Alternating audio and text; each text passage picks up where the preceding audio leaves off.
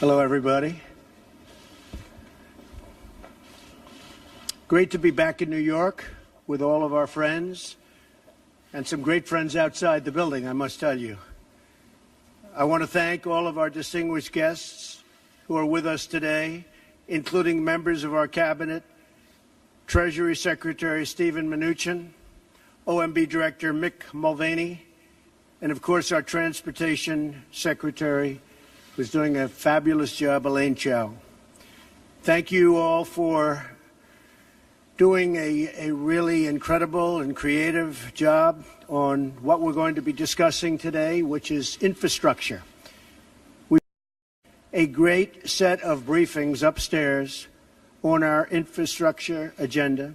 My administration is working every day to deliver the world-class infrastructure that our people deserve and, frankly, that our country deserves. That's why I just signed a new executive order to dramatically reform the nation's badly broken infrastructure permitting process. Just blocks away is the Empire State Building. It took 11 months to build the Empire State Building. But today it can take as long as a decade and much more than that. Many stories where it takes 20 and 25 years just to get approvals to start construction of a fairly routine highway.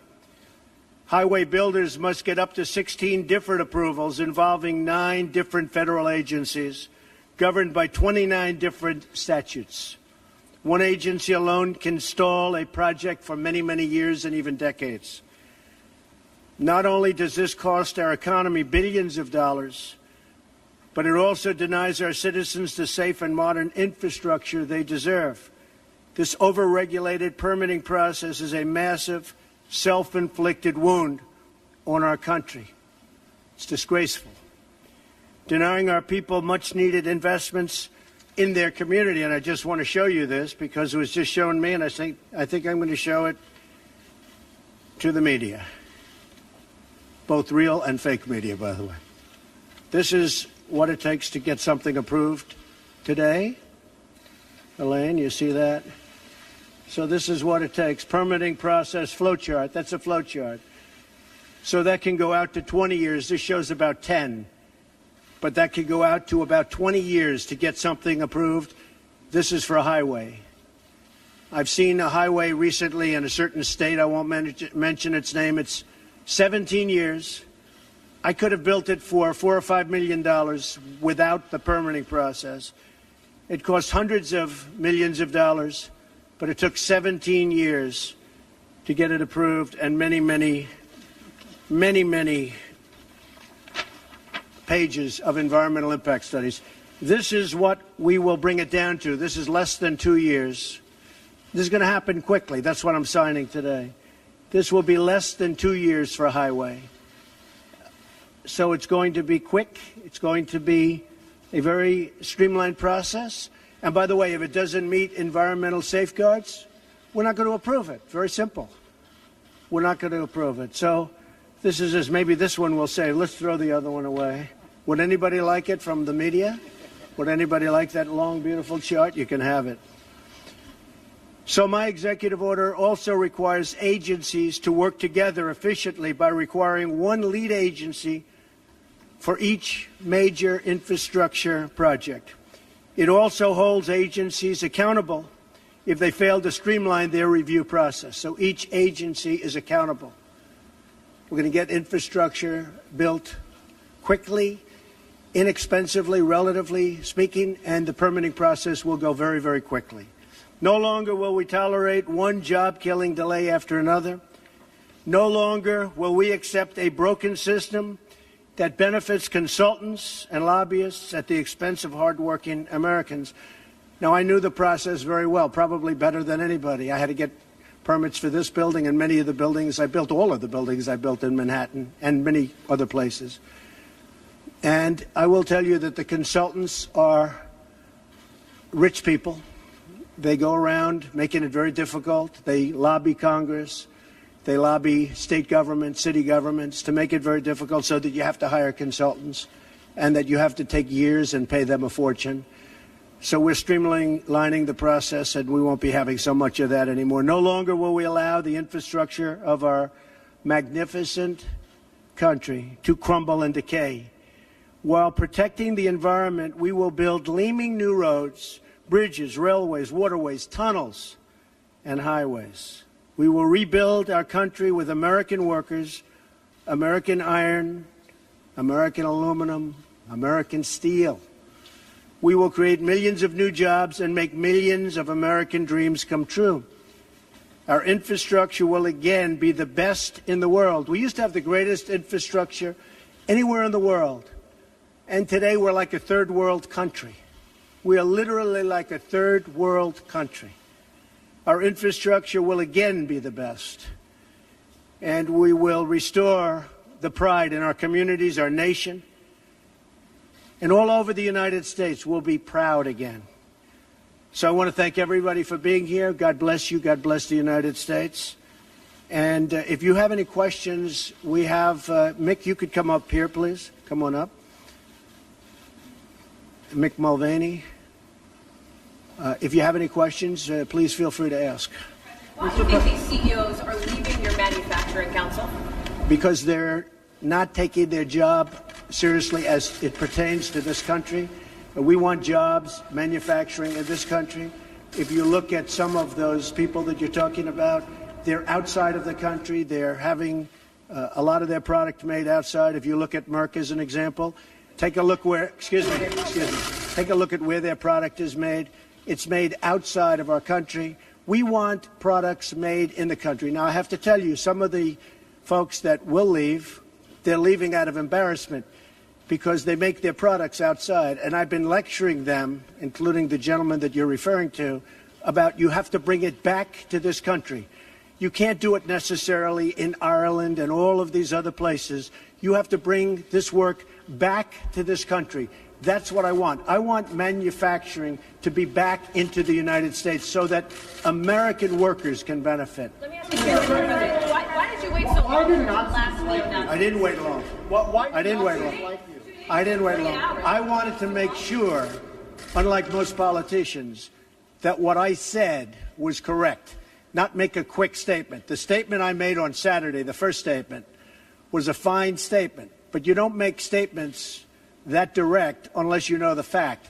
It takes a little while to get the facts. You still don't know the facts.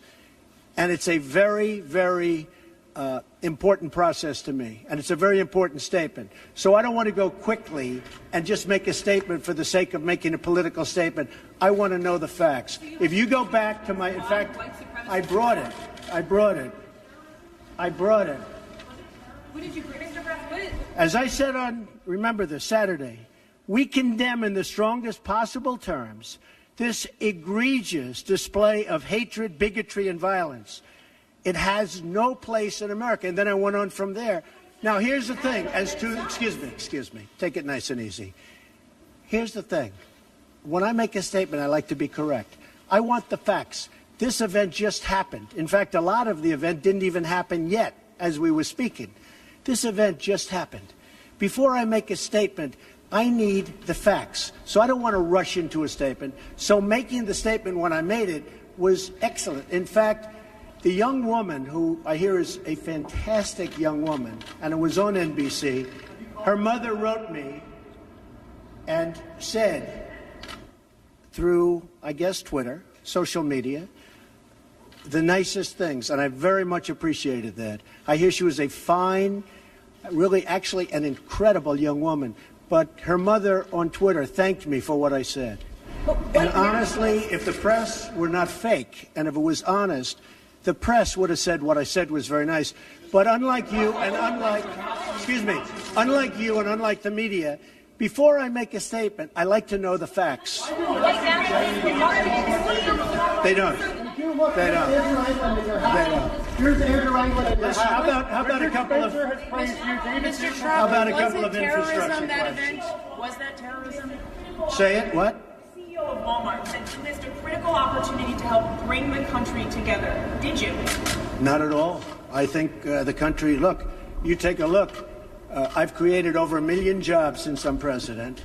The country is booming. The stock market is setting records. We have the highest employment numbers we've ever had in the history of our country.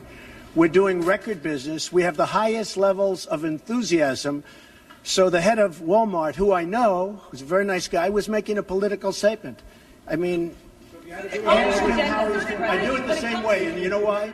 Because I want to make sure, when I make a statement, that the statement is correct.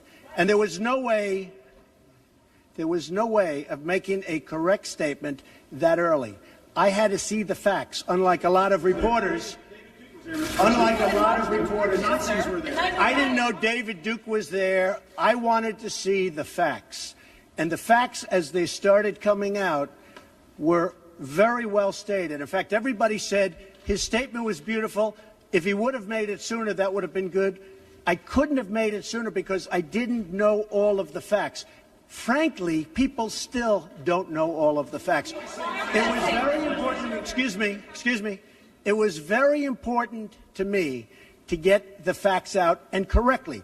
Because if I would have made a fast statement, and the first statement was made without knowing much other than what we were seeing. The second statement was made after, with knowledge, with great knowledge.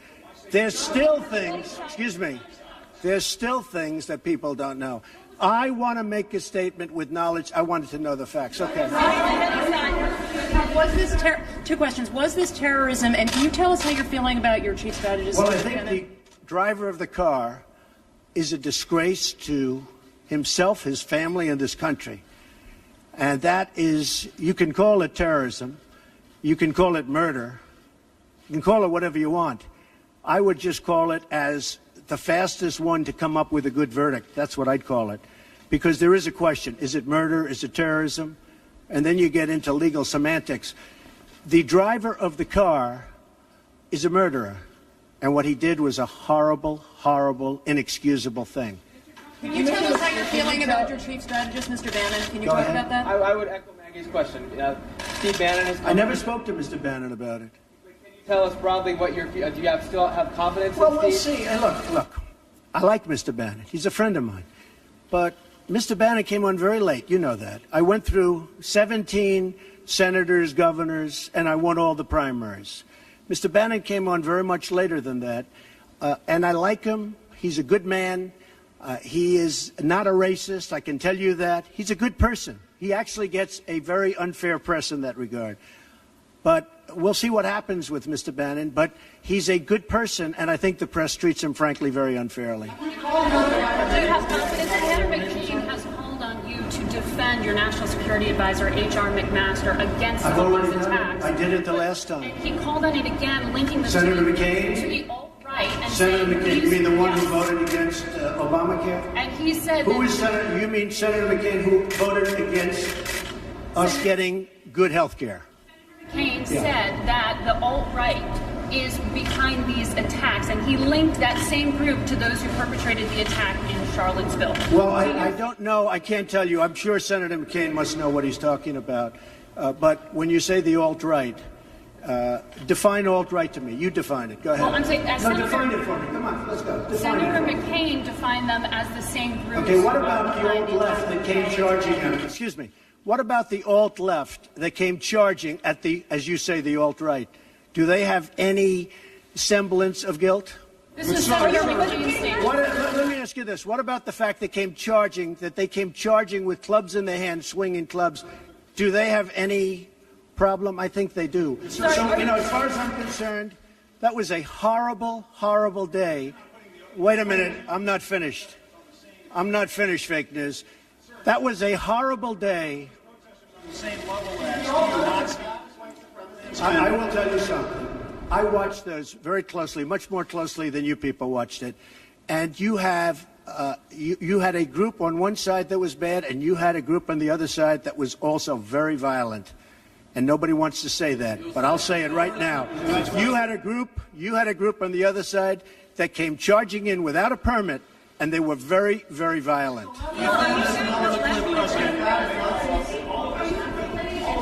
Go ahead. Do you think that what you call the alt-left is the same as neo-Nazis? Those people, all of those people, excuse me, I've condemned neo-Nazis. I've condemned many different groups, but not all of those people were neo-Nazis, believe me. Not all of those people were white supremacists by any stretch. Those people were also there because they wanted to protest the taking down of a statue, Robert E. Lee. So, excuse me, and you take a look at some of the groups and you see, and you know it if you were honest reporters, which in many cases you're not, but many of those people were there to protest the taking down of the statue of Robert E. Lee. So, this week it's Robert E. Really. I noticed that Stonewall Jackson's coming down. I wonder, is it George Washington next week, and is it Thomas Jefferson the week after? You know, you really do have to ask yourself, where does it stop? But they were there to protest, excuse me, you take a look the night before, they were there to protest the taking down of the statue of Robert E. Lee. Infrastructure question, go ahead. Should statues of Robert E. Lee stay up? I would say that's up to a local town, community, or the federal government, depending on where it is located. Are you against the Confederacy? About race relations in America, and do you think things have gotten worse or better since you took office? I think they've gotten better or the same. Look, they've been frayed for a long time, and you can ask President Obama about that because he'd make speeches about it. But I believe that the fact that I brought in, it will be soon, millions of jobs. You see where companies are moving back into our country. I think that's going to have a tremendous positive impact on race relations. We have companies coming back into our country. We have 2 car companies that just announced. We have Foxconn in Wisconsin just announced. We have many companies, I say, pouring back into the country. I think that's going to have a huge positive impact on race relations. You know why? It's jobs. What people want now, they want jobs. They want great jobs with good pay. And when they have that, you watch how race relations will be. And I'll tell you, we're spending a lot of money on the inner cities. We're fixing the inner cities. We're doing far more than anybody's done with respect to the inner cities. It's a priority for me, and it's very important. Mr. President, are you putting what you're calling the alt-left and white supremacists on the same moral plane? I'm not putting anybody on a moral plane. What I'm saying is this. You had a group on one side and you had a group on the other, and they came at each other with clubs, and it was vicious, and it was horrible, and it was a horrible thing to watch. But there is another side. There was a group on this side, you can call them the left, you've just called them the left, that came violently attacking the other group. So you can say what you want, but that's the way it is. On both sides, sir? You said there was hatred, there was violence on both sides. Well, I do think there's blame. Yes, I think there's blame on both sides. You look at both sides. I think there's blame on both sides, and I have no doubt about it, and you don't have any doubt about it either. And if you reported it accurately, you would say. Neo-Nazis started this. They showed up in Charlottesville. They showed up in Charlottesville to protest. Excuse me. They didn't put themselves down as neo, and you had some very bad people in that group. But you also had people that were very fine people on both sides. You had people in that group. Excuse me. I saw the same pictures as you did. You had people in that group that were there to protest the taking down of, to them, a very, very important statue and the renaming of a park from Robert E. Lee to another name. Robert E. Lee are not the same. Well, no, George Washington was a slave owner. Was George Washington a slave owner? So will George Washington now lose his status? Are we going to take down, are we going to take down statues to George Washington? How about Thomas Jefferson? What do you think of Thomas Jefferson? You like him? Okay, good. Are we going to take down the statue? Because he was a major slave owner. Now, we're going to take down his statue. So you know what? It's fine. You're changing history, you're changing culture, and you had people, and I'm not talking about the neo-Nazis and the white nationalists, because they should be condemned totally. But you had many people in that group other than neo-Nazis and white nationalists, okay? And the press has treated them absolutely unfairly. Now, in the other group also, you had some fine people, but you also had troublemakers, and you see them come with the black outfits and with the helmets and with the baseball bats. You had a lot of bad people in the other group too. Who was treated unfairly, sir? I'm sorry, I just didn't understand what you were saying. You were saying the press has treated white nationalists unfairly? No, I just didn't understand what you were saying. No. There were people in that rally, and I looked the night before. If you look, there were people protesting very quietly the taking down of the statue of Robert E. Lee. I'm sure in that group there were some bad ones. The following day it looked like they had some rough, bad people, neo-Nazis, white nationalists, whatever you want to call them. But you had a lot of people in that group that were there to innocently protest and very legally protest because, you know, I don't know if you know, they had a permit. The other group didn't have a permit. So I only tell you this. There are two sides to a story. I thought what took place was a horrible moment for our country, a horrible moment. But there are two sides to the country. Does anybody have a final? Does anybody have? You have an infrastructure. What makes you think you can get an infrastructure bill? You didn't get health care. Well, you know, I'll tell you. We came very close with health care. Unfortunately, John McCain decided to vote against it at the last minute. You'll have to ask John McCain why he did that. But we came very close to health care. We will end up getting health care. But we'll get the infrastructure, and actually, infrastructure is something that I think we'll have bipartisan support on. I actually think Democrats will go along with the infrastructure. President, have you spoken to the family? Have you spoken to the family of the victim of the car attack? No, I'll be reaching out. When will you be reaching out? I was very. I thought that the statement put out, the mother's statement, I thought was a beautiful statement. I was telling you, it was something that I really appreciated. I thought it was terrific, and really under the kind of stress that she's under and the heartache that she's under, I thought putting out that statement to me was really something I won't forget. Thank you all very much. Thank you. Thank you. Do you plan to go to Charlottesville, Mr. President? You think you're helping to heal the nation? I own a house in Charlottesville. Will you go to? Does anyone know I own a house in Charlottesville? Where is it? Oh boy, it's going to be.